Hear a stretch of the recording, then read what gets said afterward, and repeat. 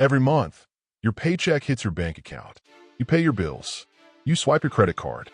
Maybe you have a savings account earning a little interest. And your bank sends you a small statement showing a fraction of a percent in earnings. You accept this as normal.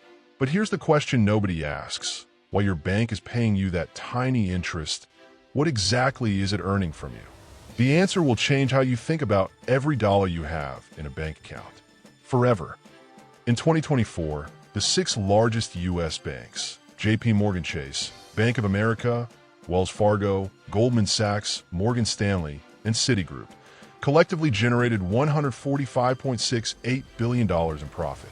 That's a 20% increase from a year before. JPMorgan Chase alone posted a record $58.5 billion in annual net income, the first bank in history to surpass the $50 billion mark in a single year. And across the entire U.S. banking industry, net income totaled $268.2 billion in 2024. That money came from somewhere. It came from you. Today, I'm going to show you exactly how they do it. 6 ways banks extract money from their customers every single day, legally, quietly, and by design. And more importantly, once you understand the system, I'll show you exactly how to protect yourself from it. This isn't a conspiracy theory. These are documented facts from the FDIC, the Federal Reserve, and the Consumer Financial Protection Bureau. Let's go. The first and largest way banks make money, the interest rate spread, also called the net interest margin. The logic is straightforward. Your bank accepts your deposit and pays you, say, 0.5% interest. Then it turns around and lends that same money to someone else at 7, 8, or 9%.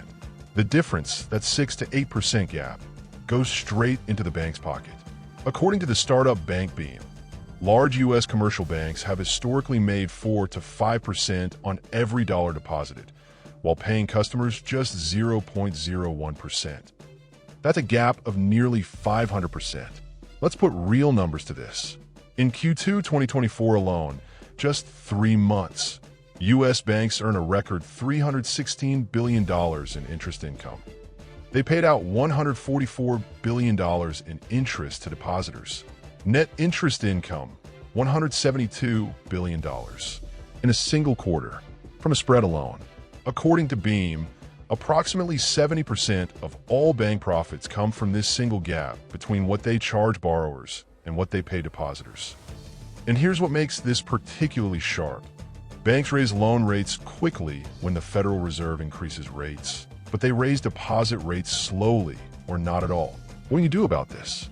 2 things. First, don't leave money in a traditional savings account earning 0.01%. High-yield savings accounts at Marcus, Ally, or SoFi are currently paying 4 to 5%, the same rate your bank is earning on your money. Use it.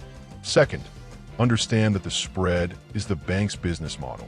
It's not evil, it's how the economy functions. But you have a choice about how exposed you are to it. Your action step this week. Check your savings account interest rate right now. If it's under 3%, move your money to a high-yield savings account this week. Way number 2, and the bank's single most profitable retail product, credit cards. The average American credit card interest rate in 2024 exceeded 21% annually. Let's compare that to what your savings account is earning, probably under 1% if you're at a traditional bank. The bank is charging you 21 times what it's paying you, and the credit card business is enormous. Americans carry over $1.1 trillion in credit card debt. The interest on that debt alone generates billions in profit for banks every single quarter. Here's a real scenario that plays out millions of times across America. You have a $5,000 credit card balance. You're making only minimum payments, let's say 2% of the balance per month, at 21% APR. How long does it take to pay off that $5,000? Over 10 years. And the total you'll pay? Roughly $10,500. You borrowed $5,000. You paid back $10,500. The bank doubled its money on your debt while you thought you were just keeping up with payments. And credit cards don't just earn from interest. Every time you swipe your card at a store, that merchant pays the bank 1.5 to 3% of the transaction. It's called the interchange fee. According to Beam's analysis, in 2016 alone, Wells Fargo, Citi, and Chase collectively collected over $6.4 billion in ATM fees. That averages out at $25 for every adult American. Then there are annual fees, cash advance fees, foreign transaction fees, and balance transfer fees. Every feature on your card is a potential revenue stream. Your action step: pay your credit card in full every single month. No exceptions, no balance, ever. Way number 3. The revenue stream most Americans never think to calculate: fees and service charges. In 2022, overdraft fees alone generated $7.7 billion across the U.S. banking industry, according to the Consumer Financial Protection Bureau. And while banks have reduced overdraft fees under regulatory pressure, JPMorgan Chase, Wells Fargo, and Bank of America still reported a combined $2.2 billion in overdraft fees in 2023 alone. Think about that. $2.2 billion from the single act of a customer's account going a few dollars below zero. Beyond overdrafts, the fee landscape is vast. Monthly maintenance fees on checking accounts, often $12 to $15 a month if you don't meet minimum balance requirements. Out-of-network ATM fees. Your bank charges you, and so does the ATM's bank. Wire transfer fees, paper statement fees, inactivity fees, stop payment fees, and the one that surprises most people, the minimum balance fee. Fail to keep a certain amount in your account, and your bank charges you for the privilege of being a customer with too little money. Paying a fee because you don't have enough money to avoid a fee. The irony is brutal. The math: monthly maintenance fee, $15. 2 out-of-network ATM uses, $9. 1 wire transfer, $25. That's $49 in 1 month, $588 a year in fees alone, for a service that cost the bank almost nothing to provide. Your action step this week: open your last bank statement. List every fee you were charged. Then Google banks with no monthly fees or free checking accounts. Ally Bank, Discover, and many credit unions offer fee-free checking. You should not be paying to store your own money.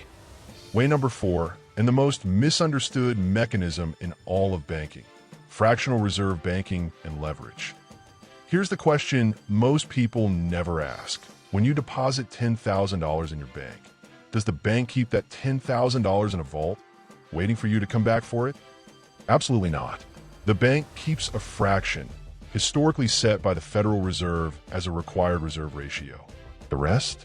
It loans out to someone buying a car, a house, starting a business.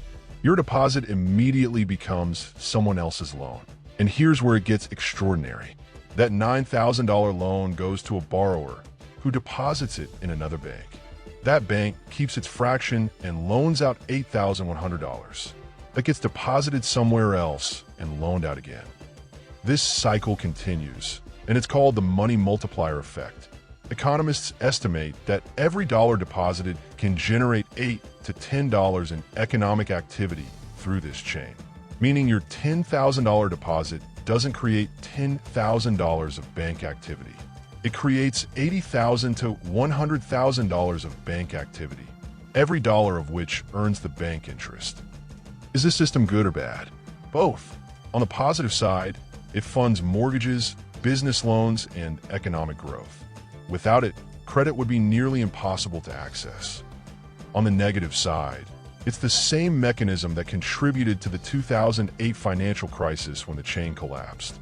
The FDIC insures your deposits up to $250,000. But understanding that your money is never just sitting in a vault makes you a fundamentally more informed financial citizen. Your money is working, just not for you. Your job is to put it to work for yourself too. Way number 5, investment banking and securities trading. The largest U.S. banks aren't just your neighborhood branch. They are massive investment machines operating on Wall Street simultaneously. In 2024, according to Financial Times calculations, U.S. bank trading revenue reached $123 billion, 10% higher than 2023. Investment banking fees surged 34% to $36 billion as deal-making rebounded. JPMorgan alone reported IB fees up 49% in the fourth quarter of 2024. What does this mean for you? It means the bank where you have your checking account is simultaneously betting on currency movements, underwriting corporate bonds, advising on billion-dollar mergers, and trading derivatives, using capital that ultimately traces back to customer deposits. Bank of America reported $27.1 billion in net income in 2024, bolstered by strong fee earnings. Wells Fargo posted $19.7 billion, driven by double-digit growth in trading.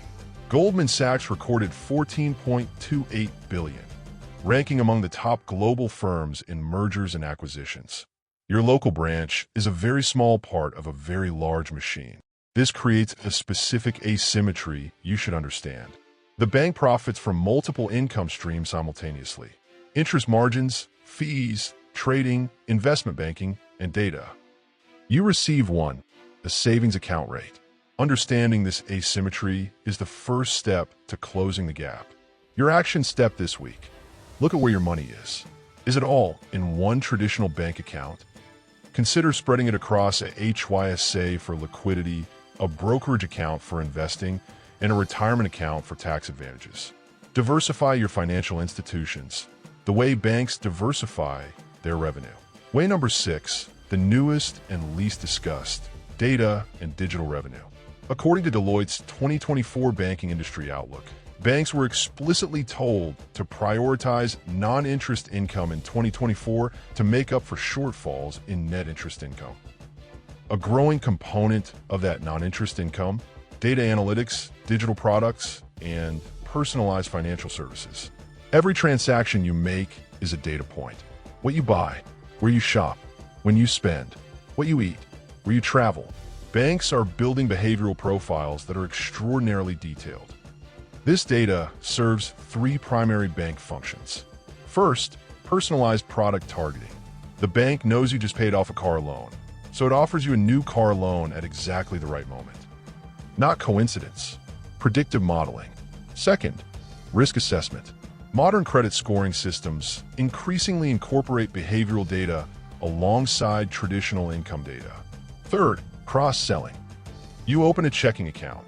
The bank uses data to determine the exact moment to offer you a credit card, mortgage, personal loan, or investment product. Every offer is engineered. Every timing is calculated. Fintech companies, Chime, Revolut, SoFi, Robinhood, are disrupting this by reducing fees.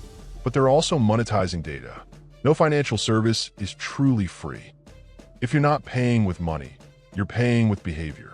There's a phrase worth remembering: if you're not paying for the product, you are the product. This applies directly to financial services. Your action step this week: review the permissions on your banking app. Location access, contact access, purchase history sharing.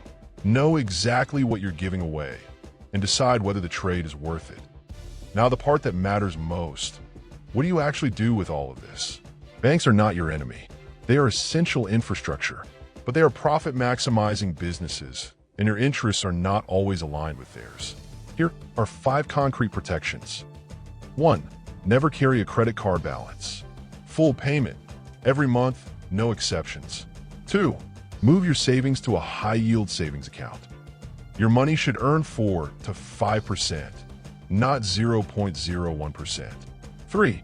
Audit your bank fees quarterly. List every fee on your statement and eliminate what you can. 4. Diversify beyond your bank.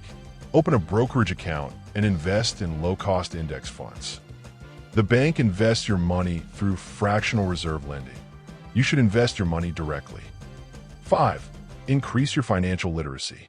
According to a 2023 FINRA Foundation study, only 34% of Americans could correctly answer basic questions about interest rates, inflation, diversification, bond prices, and risk.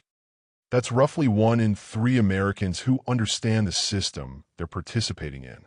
The other 2 in 3 are the fuel that powers bank profits.